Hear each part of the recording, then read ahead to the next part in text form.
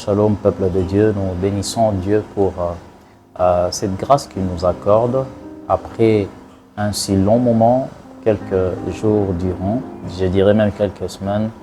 Nous n'étions pas en ligne suite à un souci de santé. Mais le Seigneur nous a fait grâce, il nous a rétablis.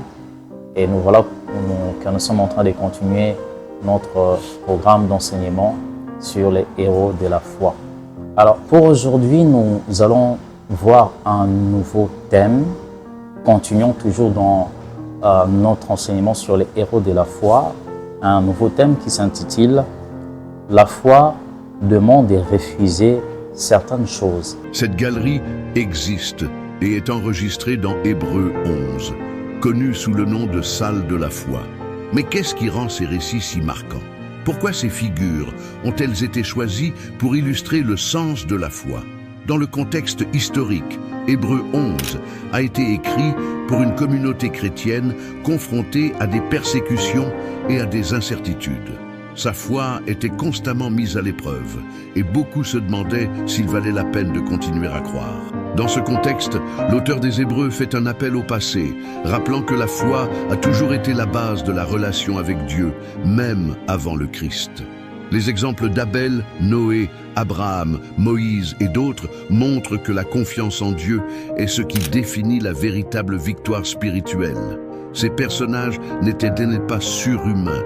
Ils ont affronté des peurs, des incertitudes et des défis réels, tout comme nous. Noé a construit une arche sous le regard critique de toute sa génération. Abraham a quitté sa terre natale, sans savoir où il allait. Moïse a défié le pouvoir de l'Égypte avec rien d'autre qu'un bâton et la promesse de Dieu. Chacun d'eux a vécu par la certitude de choses qu'il ne pouvait voir, mais qu'il croyait réelles. Mais pourquoi Hébreux 11 est-il encore si pertinent? Parce qu'il nous rappelle que la foi n'est pas seulement une croyance, mais une action. Hébreux chapitre 11, verset 24 jusqu'au verset 26, la Bible dit « C'est par la foi que Moïse, devenu grand, refusa d'être appelé fils de la fille de Pharaon, aimant mieux être maltraité avec le peuple de Dieu que d'avoir pour un temps la jouissance du péché. » Verset 26, « Regardant l'opprobre de Christ comme une richesse plus grande que le trésor de l'Égypte, car il avait les yeux fixés sur le rémunérateur. » Bien-aimés, lorsque nous parlons de Moïse, on parle d'un héros de la foi comme Abraham, comme Jacob et tout autre personnage qui ont marqué l'histoire par leur foi, par leur persévérance, par leur assurance envers les promesses de Dieu. Alors la Bible dit particulièrement ici que Moïse avait refusé d'être appelé le fils de la fille du Pharaon. C'est lui qui a la foi. Un homme ou une femme qui a la foi doit savoir également refuser. Un certain temps, vous savez bien aimé, il faut refuser certaines propositions. Il faut savoir refuser. On ne peut pas être une personne qui dit oui à tout le temps et en toutes choses.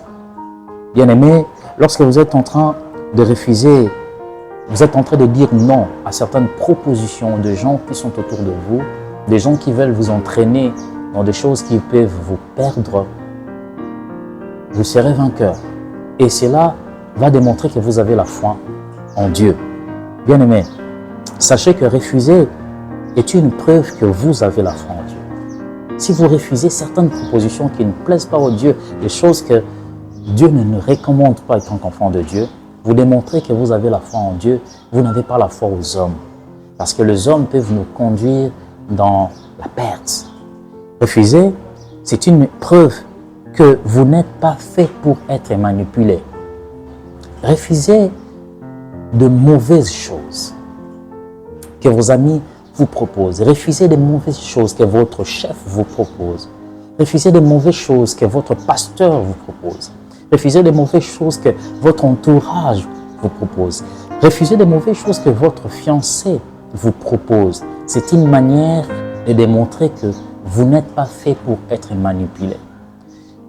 Quand vous lisez le livre de Genèse, chapitre 39, verset 7, vous verrez, il y a une histoire formidable d'une personne qui a refusé la proposition d'une femme qui était haut placée. Alors, on dit de cet événement comme ceci. Après ces choses, il arriva que la femme de son maître porta les yeux sur Joseph et dit, couche avec moi. Au travers de cette proposition de la femme de Potiphar, Joseph a refusé. Il a refusé d'être manipulé par cette femme. Oui, pour d'autres personnes diront que non, c'est une occasion en or qu'il faut nécessairement obtenir. Bien-aimé, je crois que si nous lisons l'histoire de Joseph aujourd'hui dans le bon, c'est parce qu'il a fait un acte de bravoure, de foi ces jours-là. Il a refusé de pouvoir trahir son Dieu, refusé de trahir Dieu par des choses du monde, par des plaisirs du monde. Et Moïse également, c'est la même chose. Il a refusé d'être appelé le fils de la fille du Pharaon. Parce que comment est-ce qu'il pouvait être en joie dans un palais étranger et laissant ses frères en train de souffrir? Retenez ceci, bien-aimés. Ayez toujours cette capacité de dire non à certaines propositions qui sont à l'encontre de la parole de Dieu, de la volonté de Dieu. Refuser, c'est aussi de dire que j'aurais pu avoir cet avantage si je dis oui, mais je refuse quand même parce que ça ne va pas avec ma foi. Ça ne colle pas avec ma foi. Bien-aimés, lorsque vous refusez, vous pouvez être maltraité.